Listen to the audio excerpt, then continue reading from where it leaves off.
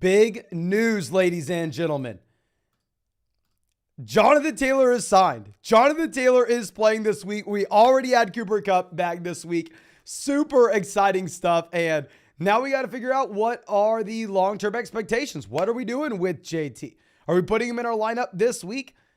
I think so. I mean, we tweeted this out a few days back, but if you have Cooper Kupp or Jonathan Taylor and you bench them this week, you deserve to lose, okay? I mean, you got to risk it for the biscuit. Go out there, go play your studs. What would you be doing if you are benching guys like Cooper Kupp and Jonathan Taylor?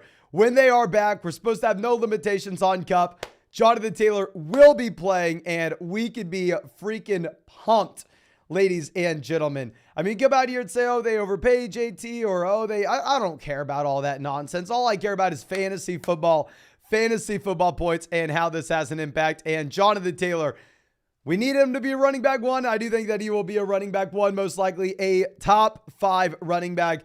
And yes, I'm sorry that we are going to have the helmet on. I mean, hook 'em horns, okay? We were supposed to be watching the UT game, but this is pretty big news, so we got to go through. And we are going to kickstart this video as well. So we're going to be talking about a lot here. So we're going to be looking at all projections for this week in fantasy football, trying to go through and figure out exactly who we should be starting.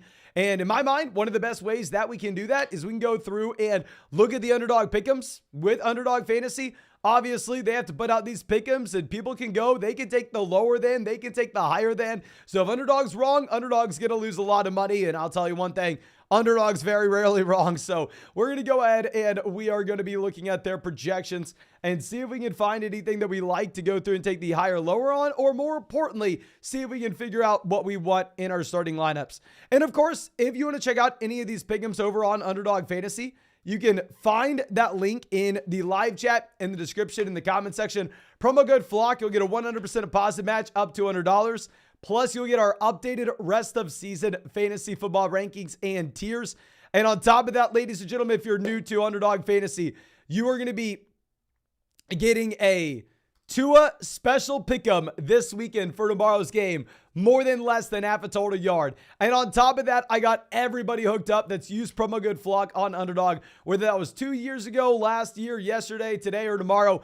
Everybody next week's getting a Justin Herbert special pick'em, more than less than half a total yard. Make sure you take advantage. That I am super happy that we were able to get you all that. And this is an interesting question. I see some people in here going through and asking Kyren Williams or Jonathan Taylor. I'm going Jonathan Taylor over Kyren Williams, but can everybody spam the chat right now? Let me know who you'd rather have rest of season at this point. Are you going to go Jonathan Taylor or Kyren Williams rest of season? I'm going JT. Remember, Jonathan Taylor is a player that was the #1 overall pick in fantasy drafts last year. The #1 overall guy. Oh, it's going to be hard to drink water. She got a straw.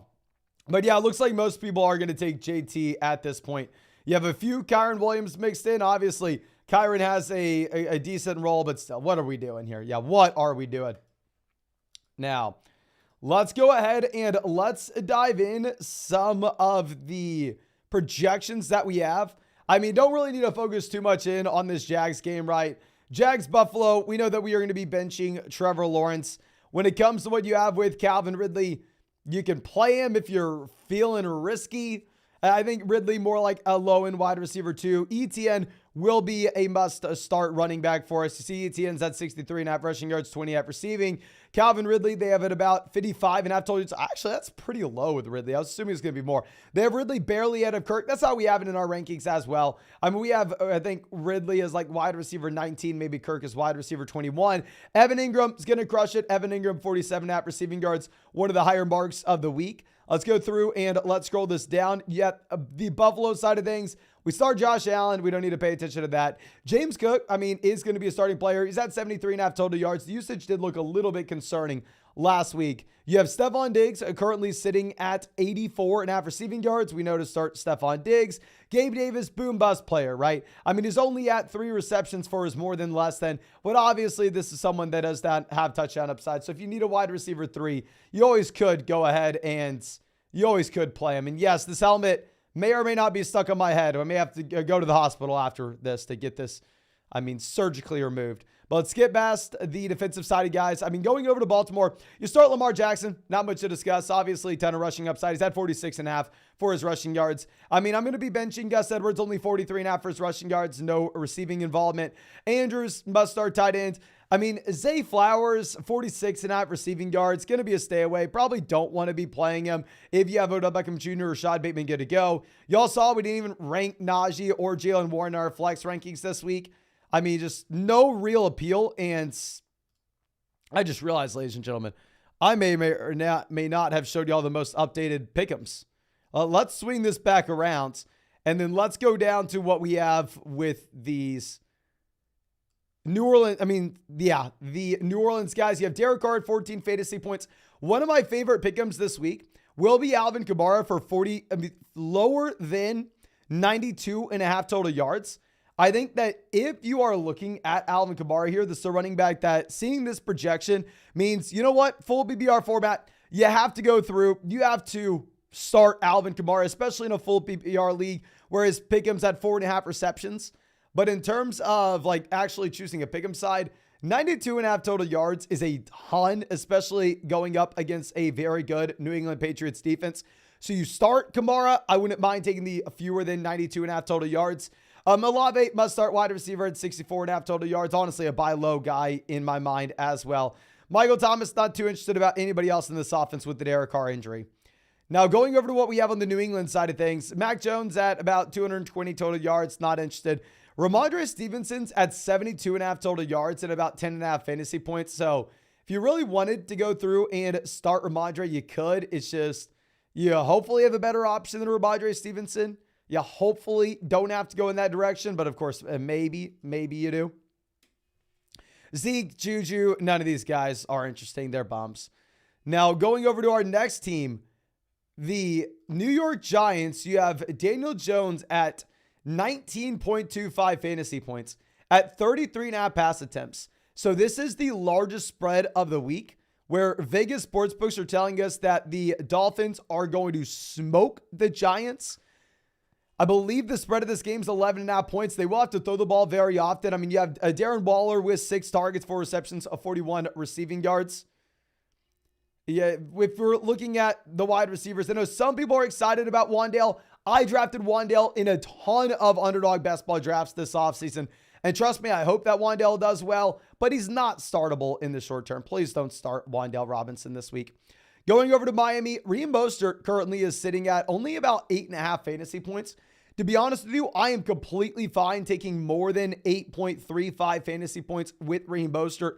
I can't find, let me go ahead and see if there's anything more recent. But the last time I checked, I can't really find anything on if Jeff Wilson Jr. will be playing or not. I mean, if Jeff Wilson Jr. is going to be playing, then this is probably a stay away for us. But if Jeff Wilson Jr. is going to miss, then I think, honestly, with Raheem Mostert going through more than 8.35 fantasy points seems like a very, very safe pickup. And then Devon Achane, obviously, you have to start regardless. And then I'm going to be starting Raheem Mostert easily if you have no Jeff Wilson Jr. Tyreek Hill, must-start player. Jalen Waddle, must-start guy. They have him at 61.5 receiving yards. Not too worried about this in the slightest. And yes, see in the chat, goodbye, Zach Moss.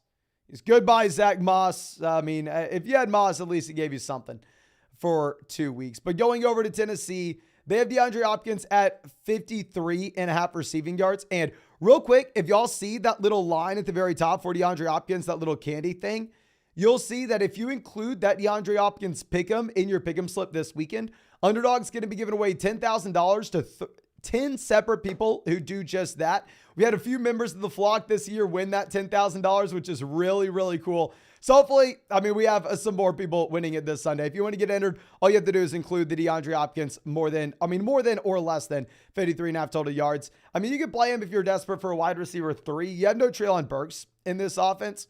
It's not a bad matchup going up against Indy. It's just like this Tennessee Titans offense is so damn bad.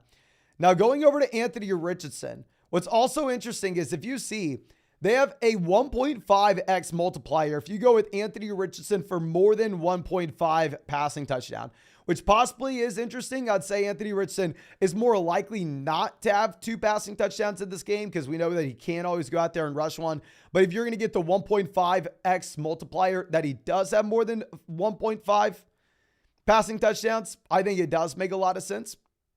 It's a quarterback that they have at 20.5 fantasy points. Anthony Richardson, borderline top 5 QB immediately.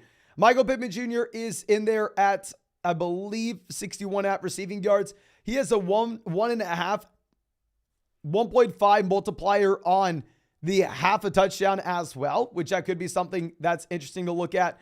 I mean, of course, you can go through and you can kind of like parlay the Michael Pittman Jr. and Anthony Richardson pick'ems together, right?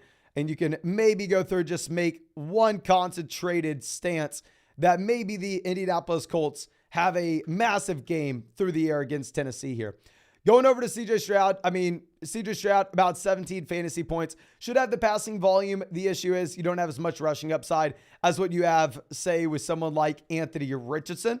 Going over to Dameon Pierce. Dameon Pierce at 10.25 fantasy points. Not too interested. Really, Nico Collins is the main guy that you're going to be looking at in this Houston Texans offense. They have Nico Collins at 58.5 receiving yards, 4.5 receptions. Don't play Robert Woods. Don't play Dalton Schultz. Don't play Tank Dell. I mean, they have Tank Dell only at 40.5 receiving yards. Now, going over to our next offense, we are looking at Atlanta here. You see, they have Bijan Robinson at 113 total yards. The only other player that is this high, I believe, is Christian McCaffrey this week, which is very interesting. You can play Tyler Algier if you're desperate. This is most likely going to be a team that runs the ball consistently. They are 2-point favorites over the Houston Texans. Going over to Drake London, I'm not starting London. If you look at his pick'ems, we actually hit last week on the Drake London for fewer than 50 receiving yards, which was really nice. And now they have him down there at 39.5 receiving yards. Can't take the fewer than 39.5, but still can't play him in your starting lineup. Kyle Pitts, so damn sad to see this. And I've been saying I'm still playing Kyle Pitts over Jonnu Smith, but they have Kyle Pitts at 27.5 receiving yards. If you look at Jonnu Smith, they have Jonnu Smith at 28.5. They have Jonnu Smith now for more receiving yards than Kyle Pitts, which is just brutal to see. Going over to Carolina, you have Miles Sanders at 63.5 total yards. You have Chuba Hubbard at 41.5 total yards. Not too interested about anybody in this offense, right? Adam Thielen really is the only guy that you could be looking at. Adam Thielen's at 53.5 receiving yards. You have a 2x multiplier too in terms of his, if he scores a touchdown or not. Now going over and looking at what we have with the Detroit side of things. Hard to know right now about the pass catchers because you possibly have no Amon-Ra St. Brown. You possibly have no Jahmyr Gibbs. And if that were to happen, then obviously Sam Laporta is going to be heavily relied upon. However, if both Amon-Ra St. Brown and Jahmyr Gibbs play this game, I wouldn't mind looking at the fewer than 53.5 receiving yards for Sam Laporta. But I want to make sure that we have at least those guys in the game before we would ever think about taking a fewer than on Sam Laporta. Jalen Hurts, 22 fantasy points, real close to Anthony Richardson, which is interesting to point out. DeAndre Swift, 82.5 total yards. Obviously, we're starting him. A.J. Brown, you're starting him. He's at 74.5 receiving yards. Devonta Smith, you're starting him. I don't know why I'm wasting your time with these guys. Devonta Smith is at 62.5 receiving yards. Dallas Goedert, we're starting him, but not too excited about it. He's at 33.5 receiving yards. Obviously, a little bit of a better range than what you have with someone like Kyle Pitts. But going over to Los Angeles, this is going to be the first team we really need to focus in on because we have Cooper Kupp in this game, ladies and gentlemen. You have the updated projection for Stafford with 276 passing yards near the top of the NFL this week. You have Kyren Williams at 81.5 total yards. Keep in mind, very tough matchup for Kyren going up against the Philadelphia Eagles. You have Cooper Kupp in here. And my initial thought was like, oh, okay. Kupp's no limitations. I really want to go with more than 60 receiving yards on Cooper Kupp. That was my initial thought. My initial thought was let's go and let's say Cooper Kupp's going to have a good game here. And I think Kupp is someone that you need to have in your starting lineup. You know, we had Puka ranked over him like 1 to 2 spots in our rankings for this week. That's just a this week thing. This week you go Puka. Long term, we go Kupp. You see that in the projections this week as well. Puka's at 63.5 receiving yards, whereas Kupp's only at 60.5. Still don't mind the more than on 16.5 receiving yards for Cooper Kupp. However, I decided, okay, well, maybe Kupp isn't 100%. So let's play it a little bit safer. And I felt like maybe it was a safer spot to go with fewer than 38.5 receiving yards for Tyler Higbee. Higbee has been absolutely crushing. But with that being said, it's been under the context where you've had no Cooper Kupp. Now that I think you have Kupp back in, we see Higbee fall down a bit. So we will go with the fewer than on Tyler Higbee, essentially making that bet on Cooper Kupp and him coming back. Now, the other fewer than bet we're going to be looking at is the team that has scored the fewest amount of points in the NFL this season, being the Cincinnati Bengals. And we are going to be going with Joe Mixon for fewer than 93.5 total yards. The spread on this game is only 3 points. It's not a guarantee that Cincinnati is going to be able to boat race the Cardinals here, and they're going to be able to run the ball in the second half. Obviously, this is a team that's been having a hard time moving the ball down the field when it comes to the Joe Burrow injury. Going over to the Cardinals side, you have Joshua Dobbs at 17 fantasy points, so you can start him if you really want to. You have James Conner at 78.5 total yards. Obviously, we're starting Conner. I mean, with Hollywood, it's kind of up to you. Hollywood is at 52.5 receiving yards at this point. And then Zach Ertz is someone that we ranked as, believe, is like tight end 12 this week. He's at 30.5 receiving yards. Interesting to see him below Dallas Goedert. That's how we had in our rankings, but I know a lot of people disagreed. Now, Mahomes sitting at about 300 passing yards. You start him. Isaiah Pacheco's up at 76.5 total yards. Makes sense when you have the disappearance of Clyde Edwards-Helaire from this offense. Kind of want to be going through and saying that you will have a good game from Pacheco. Yeah, Kelsey, you start him now. I know a lot of people have been saying Mason. Rashee Rice is very interesting. Mason, should I start Rashee Rice this week? And I agree, Rashee Rice is someone that you should have on your roster. But in terms of actually starting him, there's no way in hell you can do that, ladies and gentlemen. He's at 32.5 receiving yards for his pick'em. 32.5 receiving yards. Do not think about playing this guy. Pick him up, roster him for the upside. If you think that he is going to have an okay week, then hell, go take the more than 32.5 receiving yards on Underdog Fantasy. But to put him in your starting lineup over someone like, say, I don't know, Hollywood Brown? No. We can't do it, ladies and gentlemen. He also does have the 2x multiplier on his, on him scoring a touchdown as well.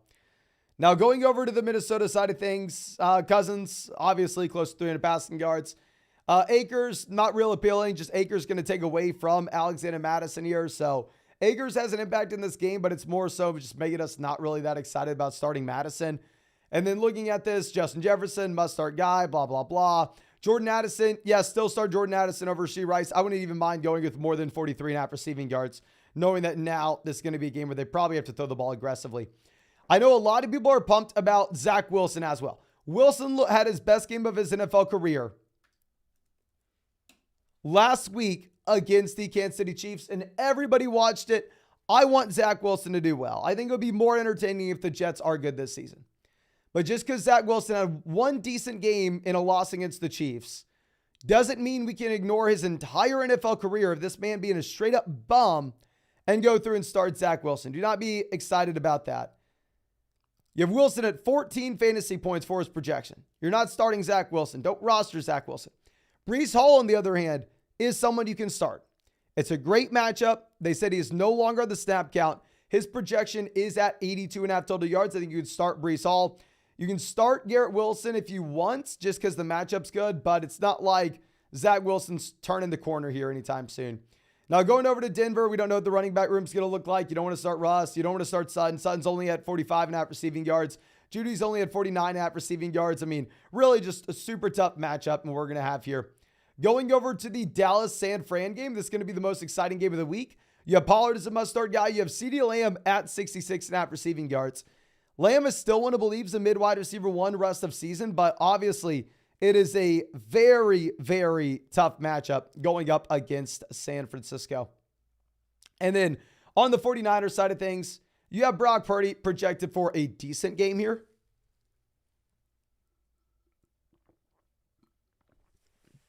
CMC at 115 total yards. So actually, I think Bijan was maybe more than that, no? Bijan maybe has the highest projection of anybody this week. CMC at 19.5 total points. You only have Deebo Samuel at 47.5 receiving yards, which is interesting. Brandon Ayuk is at 57.5. So I don't want to reiterate, like we said, if you can sell high on Ayuk, you can go get to like Chris Olave. Now that Debo's fully healthy, I think that makes a lot of sense. You see it in these projections as well, where Chris Olave is projected more this week than what you have with someone like Brandon Ayuk. And then one of my favorite pick'ems of the week, a sneaky start for us, ladies and gentlemen. Going over to the Packers side of things, you can start Jordan Love if you want. Obviously, you're starting Aaron Jones. Don't overthink it. You are staying away from the A.J. Dillon 1.75x multiplier on him scoring a touchdown.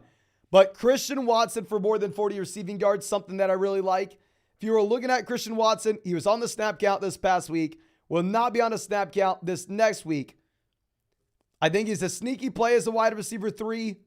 And I would like to go through and take the higher than on 40.5 receiving yards for Christian Watson going up against the Raiders here, ladies and gentlemen. But I think that's all we have for this live stream. And we went through all the projections here. Of course, ladies and gentlemen, if you want to check out any of these pick'ems on Underdog Fantasy, or if you want to get in a draft with us, which we'll be doing later tonight on Underdog, you can find that link in the live chat, in the description, in the comment section. Promo code FLOCK, you're going to get a 100% deposit match up to $100. You're going to be getting our updated rest of season fantasy football rankings and tiers.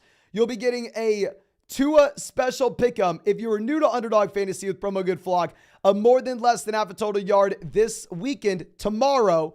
And on top of that, doesn't matter if you're new to Underdog or been on Underdog for 2 years, as long as you use promo code FLOCK, whether that was today, tomorrow, yesterday, 2 years ago, everybody that used promo code FLOCK is going to get hooked up with a Justin Herbert special pick of more than less than half a total yard next week. Super pumped that we are able to hook y'all up with that. So please make sure you take advantage.